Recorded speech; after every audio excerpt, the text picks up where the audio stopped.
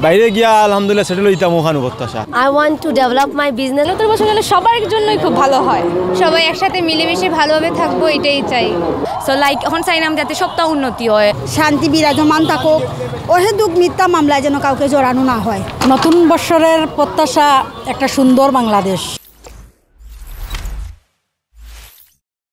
আমরা বড় ভাগ্যবান, আমরা সিলেটি সন্তান, আমরা বড় ভাগ্যবান। সিলেটের এই পুণ্যভূমি প্রাণের চেয়ে বড় দামি, সিলেটের এই পুণ্যভূমি প্রাণের চেয়ে বড় দামি। কবি হাফিজ হৃদয় খুলে গায় সিলেটের গান, আমরা সিলেটি সন্তান, আমরা বড় ভাগ্যবান, আমরা সিলেটি সন্তান। নতুন বছরে আমার প্রত্যাশা হইল যে আমরা সুন্দরভাবে চলাফেরা করতাম, নতুন একটা সুন্দর সময় আউক, যেহেতু আমরা 24টা খুব বাজে গেছে, আসলে সব কিছু মিলাইয়া খুব খারাপ গেছে, তেমন একটা ভালো গেছে না, যাতে 25টা আরও ভালো হয় বা সুন্দর হয়, সবার ভালো হয় আর কি, ওখান চাই। I want to develop my business. I want to be an entrepreneur and I want to make everyone know my page. And আমার পেজ থেকে যাতে সবাই কিনে and আমি যাতে রিজনেবল প্রাইসে সিলেটের মধ্যে বেস্ট সেলার হইতে পারি, আই মিন বেস্ট কি হইতে পারে আর কি সেলার, সো যাতে সবাই নিতে পারে, and এটাই আর কি, আই মিন এটাই আমার প্রত্যাশা। দেশ পালালে চলতো, আমরা চলতাম, আমরা বাইরে যাইতাম, আইএলস পরীক্ষা দিতাম সামনে, যাতে বাইরে গিয়া আলহামদুলিল্লাহ সেটেল হইতাম ওখানে প্রত্যাশা। 2025 সালেও আমি দেশটা ছাড়িয়ে দিতাম, ওখানে আর কিছু নাই রে বাবাই। নতুন বছরে সবাই যেন সুখে শান্তিতে হাসি খুশিভাবে নতুন বছরে পদার্পণ করতে পারে, নতুন বছর যেন সবার জন্যই খুব ভালো হয়। নতুন বছরে অবশ্যই আমি সবার সুখ শান্তি চাই, আর দেশে একটা শান্তি বিরাজ করুক, সবাই একসাথে মিলেমিশে ভালোভাবে থাকবো, এটাই চাই।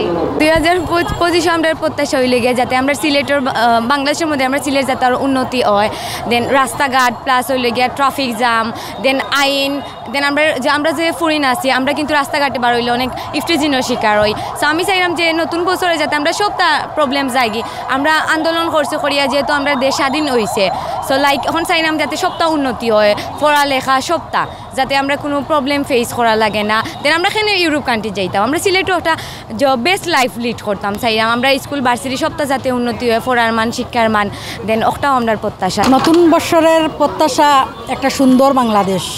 আমরা প্রাণ ভরে বাঁচবো, প্রাণ ভরে চলবো, একে অন্যের প্রতি সহমর্মিতা, সহযোগিতা, আন্তরিকতা, আমরা ওইভাবে এগিয়ে যেতে চাই, বাংলাদেশ সেই স্বপ্নে পৌঁছাতে চাই যেভাবে আমরা স্বাধীন হয়েছিলাম।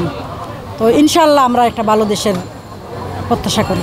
বাংলাদেশ একটা শান্তিপূর্ণ দেশ, আমরা জানি এটা যাতে আগামীতেও আরও শান্তির দেশ হয়, সব কিছু যাতে আমাদের যে এখন বিভিন্ন বাধা চলতেছে এইগুলা যাতে সব শেষ হয়ে যায়, সব কিছু যাতে সুন্দর হয়, সবাই যাতে নিরাপদ জীবনযাপন করতে পারে, নিরাপদ বাংলাদেশ চাই, এই প্রত্যাশাই থাকবে। অবশ্যই নতুন বছরের প্রত্যাশা যাতে আমি যেহেতু আমি একজন মেডিকেল স্টুডেন্ট, সেক্ষেত্রে আমি চাই আমার এক্সামগুলো ভালো হোক, আমি যাতে আমার পড়াশোনায় শাইন করতে পারি।